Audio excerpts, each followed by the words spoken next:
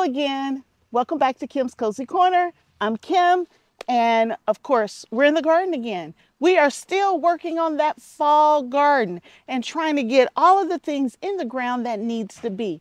Now that the weather has changed, I have cooler nights. My average daily temperature is in the mid 70s. I am in zone 6A, which is Southwest Ohio. I can definitely get in all of my cool season crops.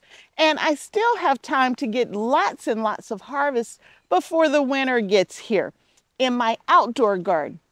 So I have started some lettuce indoors about 3 weeks ago, I believe it is. And some of these plants will be used for the indoor garden, but I'm going to take advantage and use some of this lettuce for the outdoor garden. I want to grow outdoors as long as I can before I have to get my indoor growing space set up.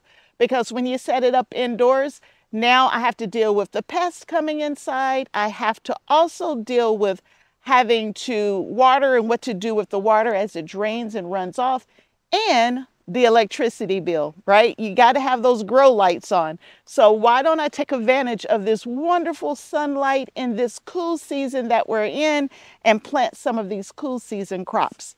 So I have been cleaning up my garden now for a couple of weeks on the weekends.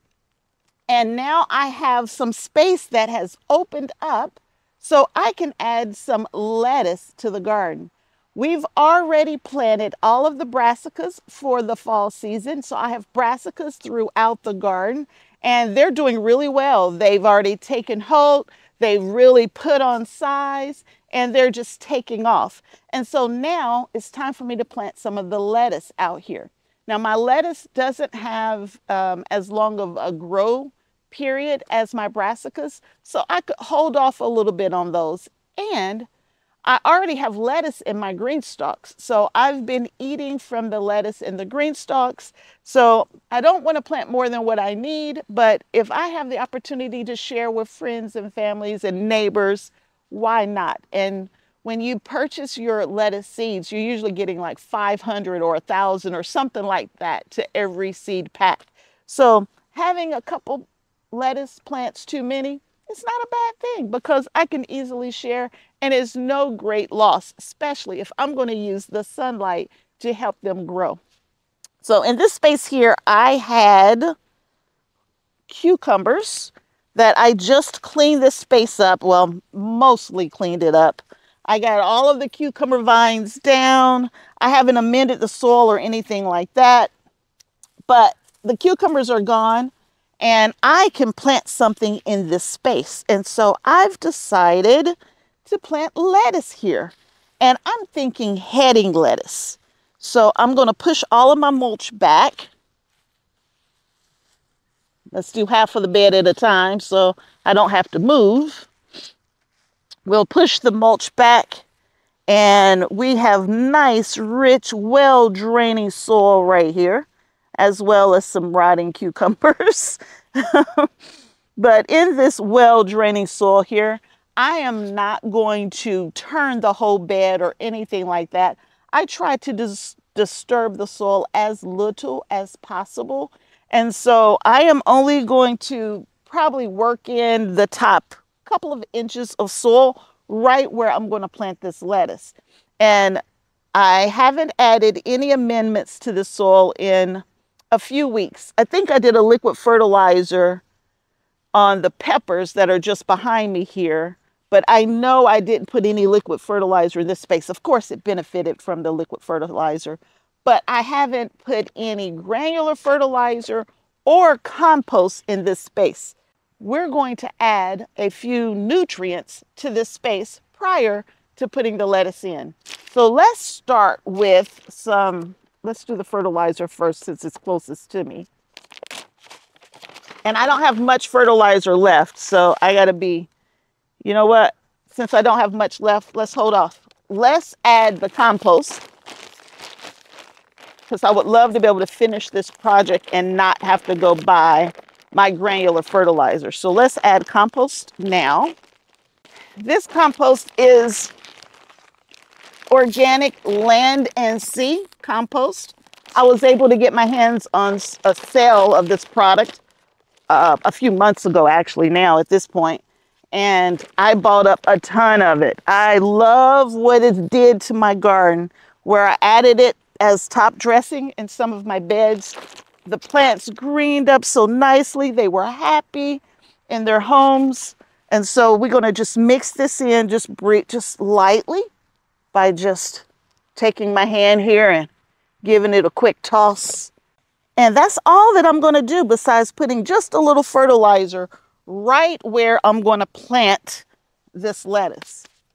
So I had just watered these plants, yesterday? And so they are very moist. So I'm having a hard time getting them out the cells, but that's okay.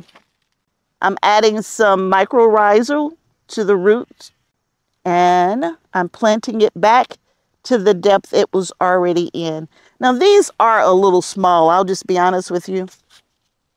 I didn't put the fertilizer, I forgot. Let's put just a little fertilizer everywhere where I plan to put a plant, so I can see where it's going. So we'll do endives right here. I'll do 3 endives in this space. I had excellent germination in all of these lettuce plants that I started indoors. Let's put in the bronze minuet next.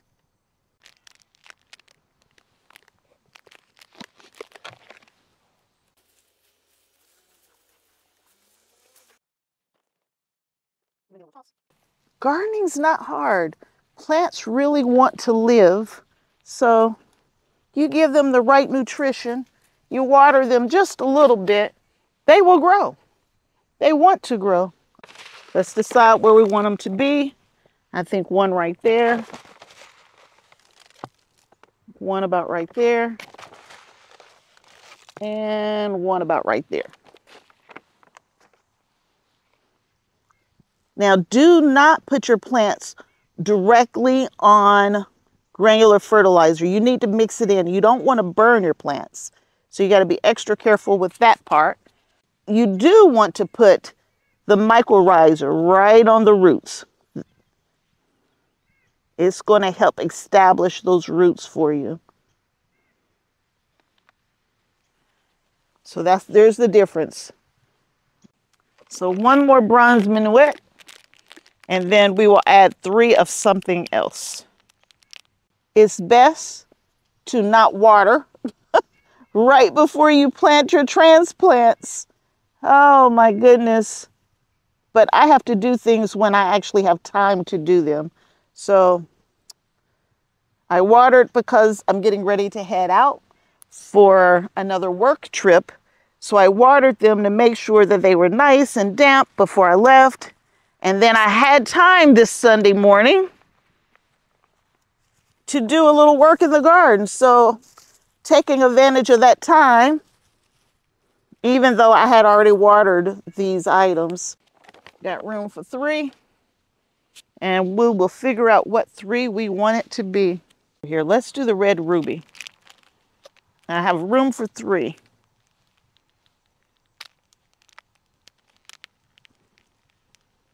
Mixing in my fertilizer. By now, you guys know my routine.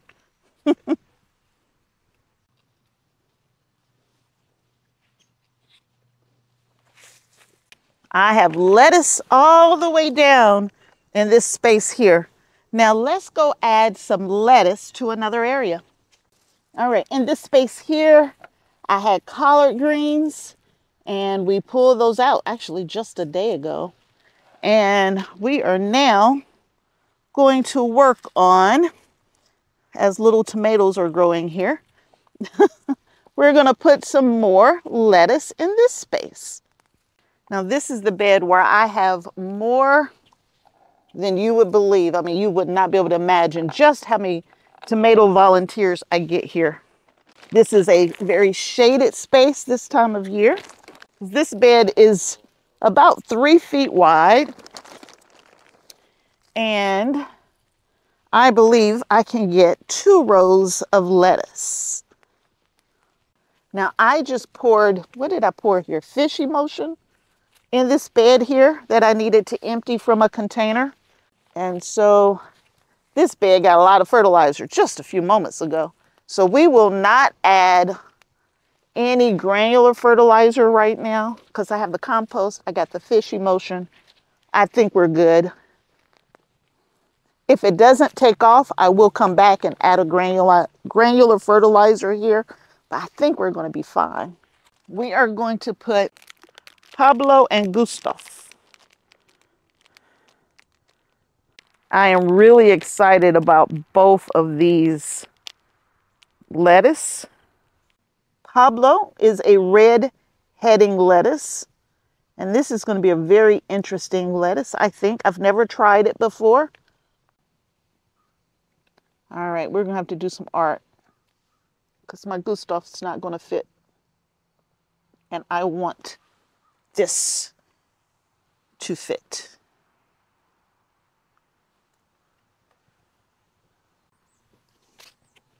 So for those of you who follow me knows that my goal is to grow a year's supply of vegetables so that I don't have to go to the grocery store to buy any of those things.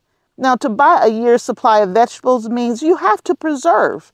And preserving is okay with me as well. I preserve a ton of food, but there is nothing like fresh vegetables from the garden. So if I want a lettuce, if I want a salad, I want to get that lettuce from the garden. I don't want to get it from a bag at the store. That's why it's so important to keep that harvest coming, to keep planting and replanting if you really want to grow all of your own foods, especially vegetables. I know I can't grow all of my own like fruits just because of the zone that I live in without preserving what I'm buying from someone else and preserving. But there's no reason for me to ever set foot in the store to buy lettuce. It makes no sense whatsoever when I can grow all of my lettuce needs right here at home. And that's my goal, a year's supply. And I've actually done it. I did it with quite a few things. I've done it with my collard greens and my kales and my mustard. I have a 2-year supply of green beans. I probably have a 1.5 year supply of tomatoes and tomato products put up at home. So don't ever feel like you can't grow your own vegetables. You can do it too. And it doesn't take much to get that year's supply. I grow all of my own herbs in my own garden. I do not buy basil from the store, cilantro, parsley, thyme, sage, oregano. All of that is being grown right here in my suburban garden. I don't live out in the country. I don't have a huge, ranch. I don't have a huge homestead. I am growing in a very, I think, small space, but I'm trying to use that space wisely to keep those harvests coming and transplanting things in, starting anew when things are dying out, be ready to replace it with something else. You can do this too. So now I have lettuce going in. As I have lettuce that is starting to die out in my GreenStalk, I have more lettuce ready to come in. Same thing with the tomatoes. I'm eating fresh tomatoes every day. And when the winter gets here, I will have a few fresh tomatoes in my indoor grow space, but all of the spaghetti sauces and the chilies and the sloppy joes and diced tomatoes, I don't need to go to the store to purchase those things. Those things are coming from my cabinets that I canned myself. Same thing with potatoes and onions. I have a year's supply of all of those things. I did it this year. I did it. I made it. A year's supply of pretty much all of the vegetables that we eat throughout the year. And so everything else is extra. And I'm taking care of the extra too, because if I can get a 2-year supply, why not? Why not grow 2 years of one thing and then the next year I can focus on something else? You can do this too. I travel 50% of the time, but my garden works while I'm away. But it's doable. Don't think that you can't do this. I started with 2 tomato plants about, I don't know what, 15 years ago now at this point, along the side of my garage. And I went from 2 tomato plants to having a year's supply of all the vegetables that my family can eat, if not more. If not more. I'm making my own salsas, right? I'm doing everything myself. I mean, the last time I went to the grocery store, the only thing that I picked up was milk and eggs. Milk and eggs, that's it. Everything else is from right here. My own cabbage, my own broccoli. Now broccoli, I'm struggling. I'll be honest with you, I'm struggling. I didn't put any up. I haven't had to buy any from the store, but we've been able to enjoy everything so far this season. But I made a heavier planting for this fall in hopes that I don't have to buy broccoli this winter. So you can do it. You can do it too. So let's get back to work here. We were working here. Let's get back to it. So I've planted, what, 8 more and 9 over there. So that's 17 different lettuce plants that I've put in the garden. Now we're going to run over to the other garden that I manage over at my neighbor's and add a little lettuce back to their beds as well so that they have plenty of lettuce to get them through this fall season. So let's go over there next. I am over at the neighbor's garden and I'm getting ready to plant some lettuce into this space, but I haven't shared this space with you in a few weeks. So let me quickly walk through the garden so you can see how things are going, and you'll see how we've already started improving the beds for next year's garden. So as you can see in this bed here, as I start panning over all of these beds, we've been adding soil from my containers, topping off all of these beds. These beds still have a few plants growing in them, so there are tomatoes still growing out here, and I have some tomatoes behind me here. But these beds, we've added soil, filling the beds all the way to the top. We've added compost, and then on top of that, we've added leaf mulch. In this bed here, I have some bush tomatoes growing. These are bush steak tomatoes. They had a little late start, but they have taken off, and they're giving me some amazingly shaped and formed, great tasting bush tomatoes. And they're still super healthy, and they're producing like crazy. It's like they don't even know that we're at the end of September. This particular plant right here, it's called red velvet. I didn't even plant this. This was a volunteer from my garden that I brought over to the neighbors, stuck it in the ground, and it is growing for us. And so it has a white frosty look to it, and it's got that white fuzz on the tomatoes as well. And so those tomatoes are starting to come in. This plant in the back here, this was a sucker where I pinched it off of another tomato plant, threw it in the ground, and look at this. It has tomatoes on it, and honestly, I don't think I see any disease on this plant at all. So this plant is going to produce hopefully for us for a few more weeks before that frost gets here. Again, this bed has been topped off and it's full and it's ready to go for next year. I also have some volunteer rosemary from last year that I've harvested a few times and dehydrated. Now this is my late blooming bed. That's what I'm calling it. It's a late bloomer. We added in over here some more suckers where I pinched off of other plants and just threw them in the ground, and they are producing nicely. I have some peppers back here. They're really short. The plants themselves look stunted, but they're giving me perfect, and I do mean perfect, yummy green peppers. Yummies are a sweet pepper. I call them snacking peppers. And this bed has orange yummies in it. And these seeds were 10 years old. And we planted them. And I have yummies growing everywhere in this bed. This happened to be a jalapeno pepper that was mislabeled that ended up over here. And they're growing nicely as well. So don't be surprised by a short plant. A short plant can put off tons of great vegetables for you. And they started kind of late because the soil was pretty bad, but we topped the soil off with some good potting mix. We also did some top dressing with some granular fertilizer as well as compost, and then all of a sudden they took off and they're doing amazing. I also have more suckers that I pulled off, and so I have some black cherry tomatoes growing there, and I don't remember where this one came from, but it has, I don't know, half a dozen tomatoes on here that are growing nicely and little to no disease. So even at the neighbors, I have a jungle.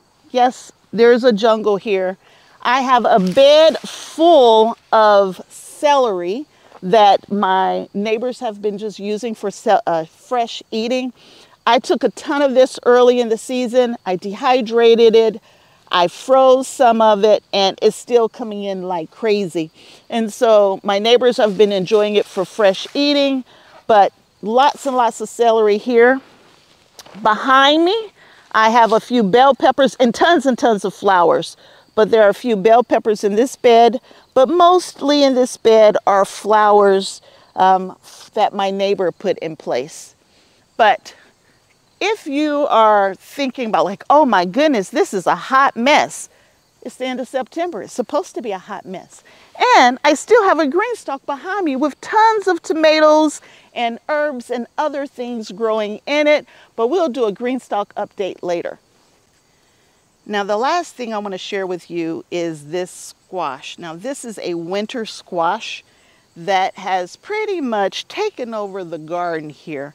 And so that plant right there is like the second largest one in the garden. Now that needs to turn orange. So hopefully we will get it to turn orange before the end of the season. Now this plant starts over there, and I had two plants. One of them I don't think is producing. I believe all of this that you see behind me and up and over this trellis and running that way, I believe it's all from one plant. And this one, this squash, is actually starting to turn orange. So we are getting very close on this one. And there's a couple more that way in the garden. But this is just a real quick update on the neighbor's garden. Now let's get back to planting that lettuce. So now we are going to come in here and plant some lettuce. Let's plant some lettuce for the neighbors. So the first thing I need to do is move back because that is an anthill. Let's see here. Let's put that back. Y'all enjoy your little hill over there. We will work in the center of the bed. Let the ants have their little homes over there. And we will start in the center of the bed here.